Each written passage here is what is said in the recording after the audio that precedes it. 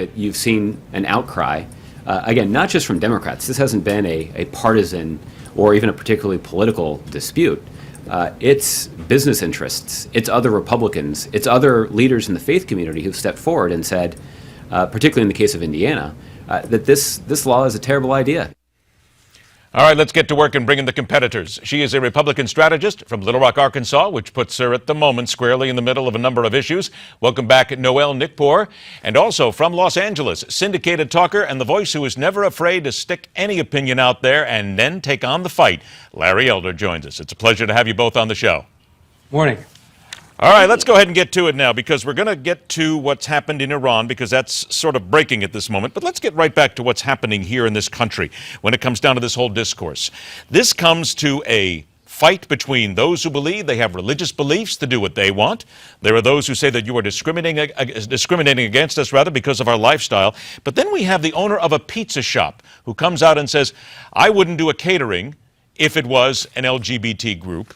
The business is bombarded with hate messages, with people on Facebook, with people on emails coming after them. They had to close the business. Noelle, what does this tell us about people who really are looking for, if you will, peace in our time and looking to find an effort? The fight goes on, and some people are very nasty about this. Well, yes, and everybody has a right to exercise their First Amendment and say what they want to do and believe how they want to believe. But I find it a little offensive when, just because someone has a different sexual orientation than you do, to refuse business. I think it almost kind of takes a step back, and I feel like that we are progressing. And the fact that somebody doesn't want to serve or cater or whatnot to do business with people just because they have a different sexual orientation, it's just, it's not nice. I mean, I think you have the right to do whatever you want to do, but I think it's just not nice, and I think it takes America back. Well, but should it be allowed? I mean, here's what we're getting at here, because, Noelle, before I let you go on this subject, there are people saying that this is my religion. This is as I believe. No government should force me under any circumstance for me to do what I don't want to do and that flies in the face of my religion. So how do you make them happy and still keep them from discriminating?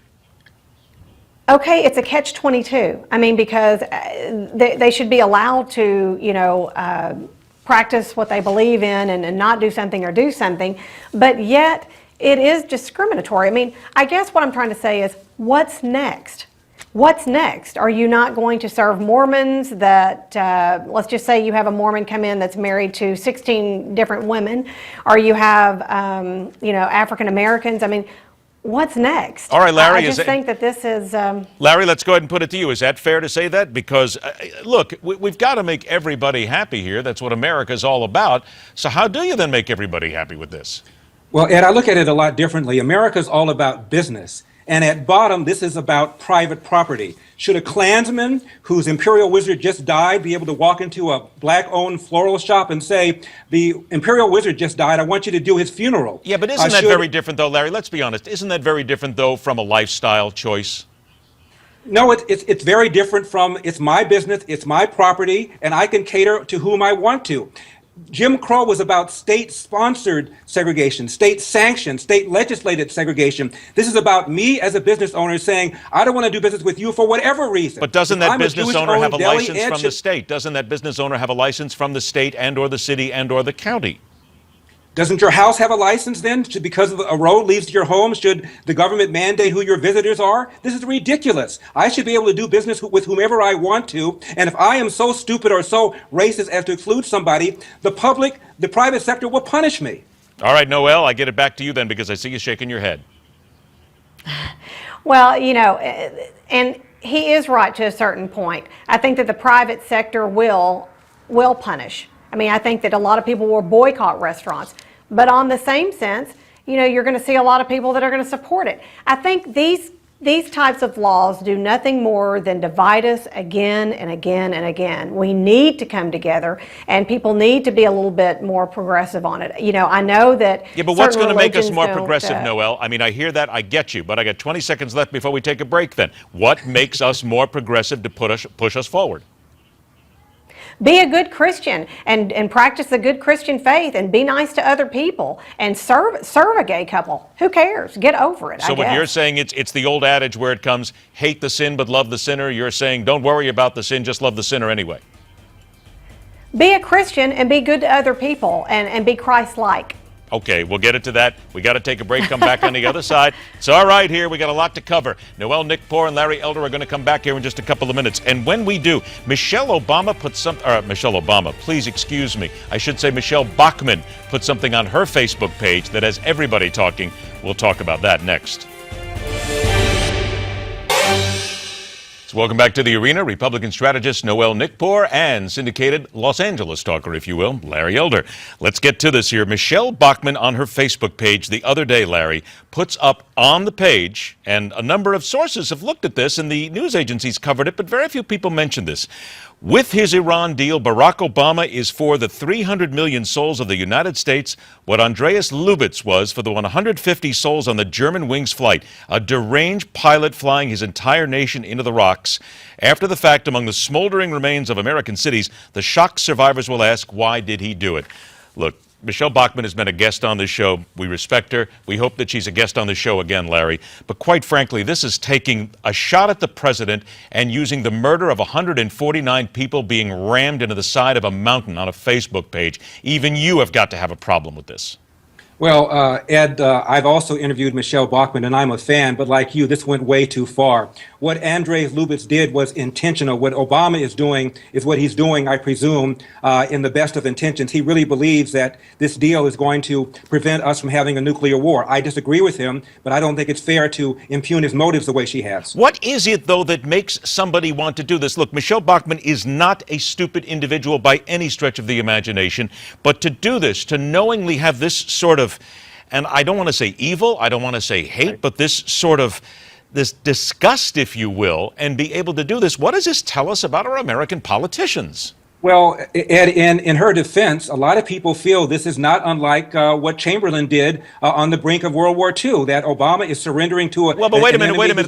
Hang on, Larry. Larry, let's get off Obama here for a second. Let's get off the president. This is about a plane crash that killed 149 people. That's the point I'm making here. That almost seems evil to some people, even though she got over 7,000 likes on the Facebook page. I accept your point. I'm simply saying that this is a very, very serious issue. The idea of a rogue state like Iran getting a nuclear bomb could imperil the entire world. But again, Larry, it comes down to your using... believe this is a big deal. Larry, I get it, but you're still using the death of 149 people and a suicide murder to basically make this point. Let me come to you for a second, Noelle, and get your take on this.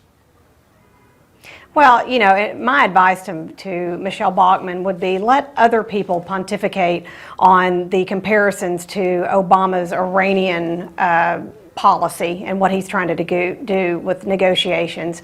I think that what she did was extremely polarizing, and I don't think that the comparison is a good one. I think that, you know, the plane, I mean, people are so upset about this, and this is such a travesty.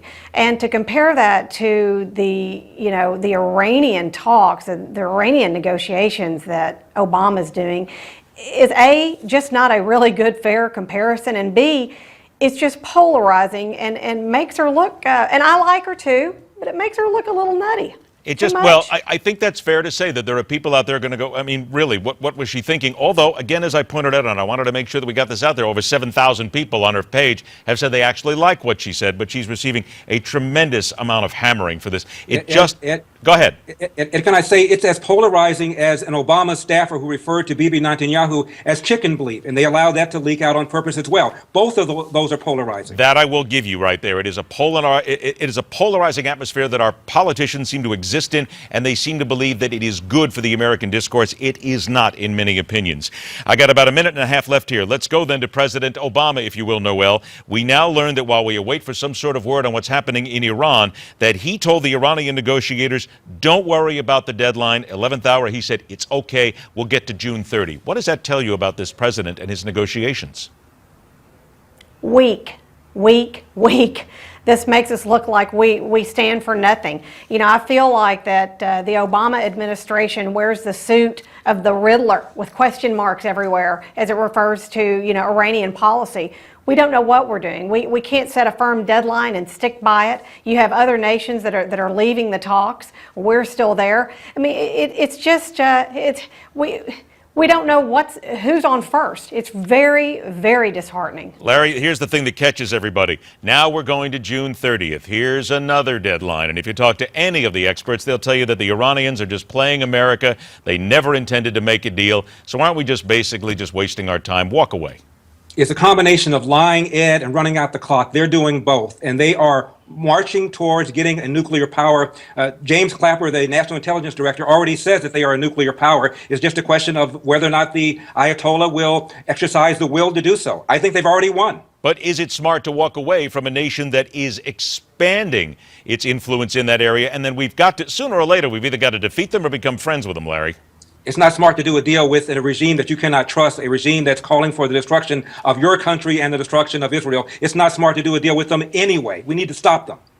We do need to stop them. There's no doubt about that. We are, again, still waiting to see if the President, Secretary of State Kerry, is going to make an announcement. But we are getting word that some sort of a decision, if you will, is going to come out today. But we do want to temper that by saying it likely will be just a June 30th extension of the deadline. Noelle, Larry, please stand by for a couple of moments. We're going to come back. Last shot in the arena for this group. And when we do come back, how old is too old to rock and roll? Seriously, ask yourself that question, because there's that and more when MidPoint continues. All right, welcome back, everybody. The arena continues. Republican strategist Noelle Nikpour and Newsmax political analyst Larry Elder joins us. Before we get to anything else, we've got to go at some of the developing news right now, everybody, because here comes word from Reuters that an agreement has been reached on a framework for final Iran nuclear deal. Larry and Noelle, we're hearing now from an Iranian foreign minister tweeting on the nuclear talks, found solutions, ready to start drafting immediately. And another word comes out and says the 5+1 in Iran have agreed that over 2/3 of Iran's current enrichment capacity will be suspended and monitored for 10 years. There's been no word on sanctions and what happens there. Larry, I throw you to this first. This would seem as if the president got a win.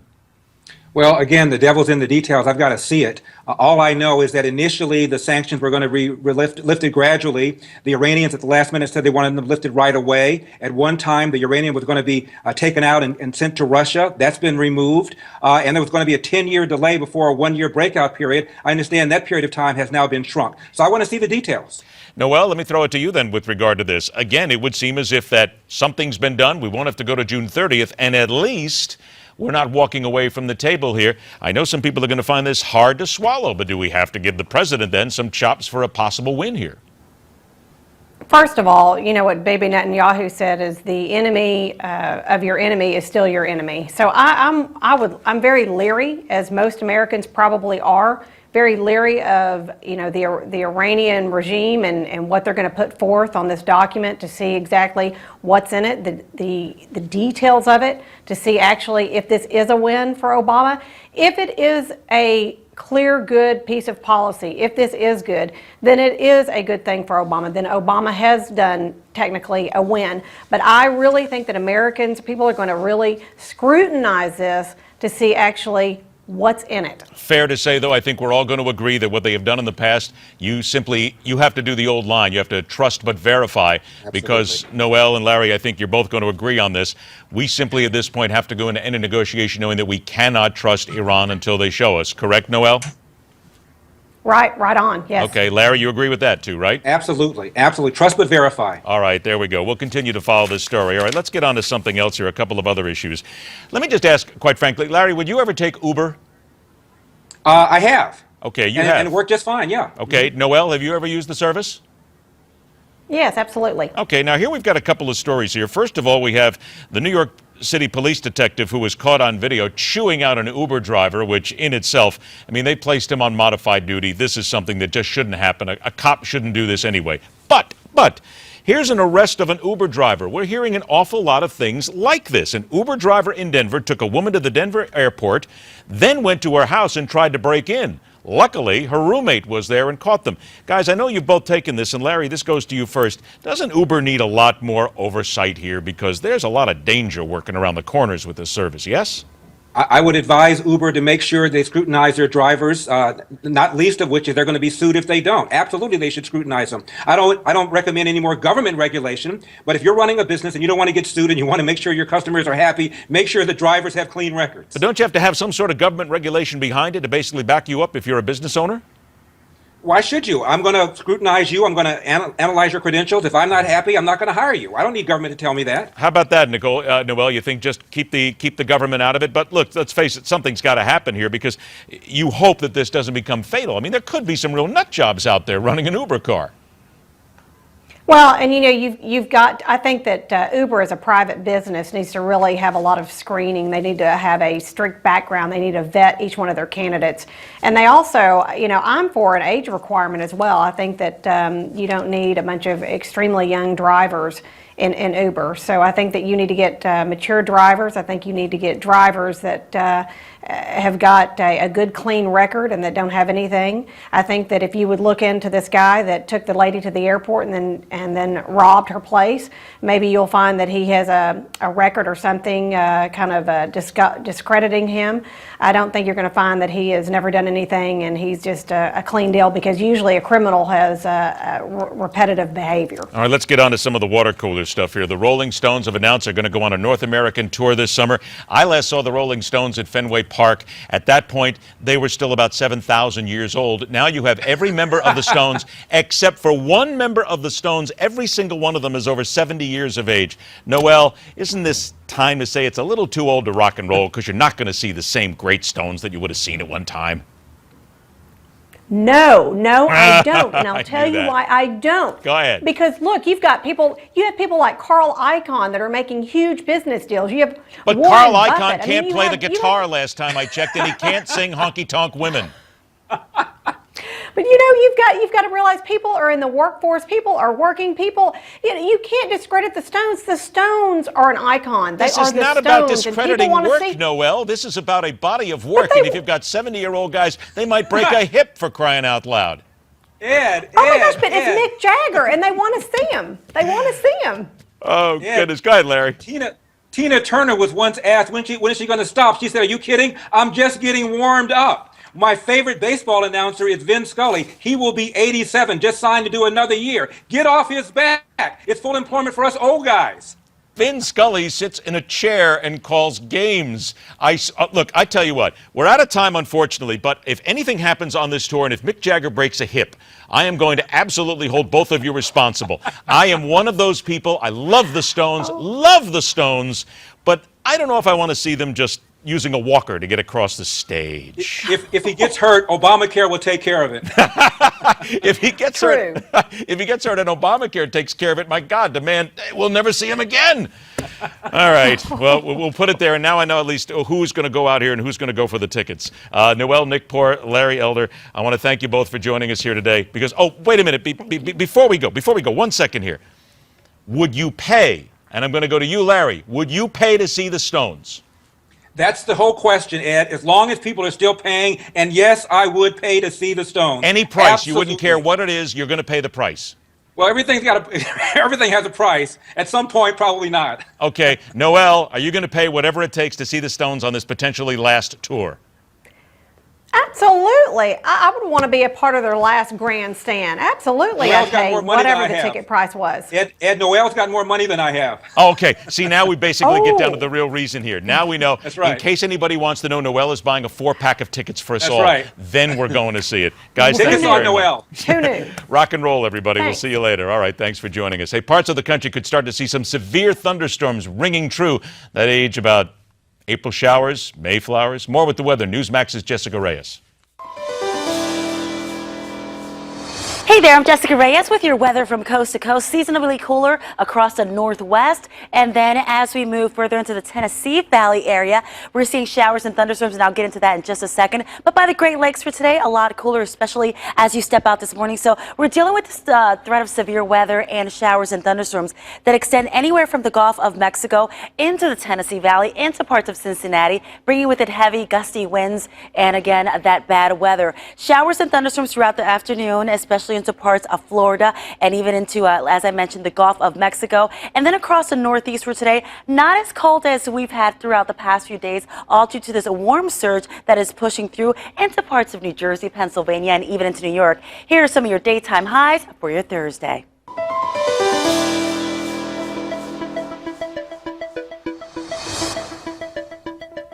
Already starting to get hater tweets from Rolling Stones fans. Stop, I'm a fan. I just didn't want to wait until they were 793 years old to see them with their final tour, okay?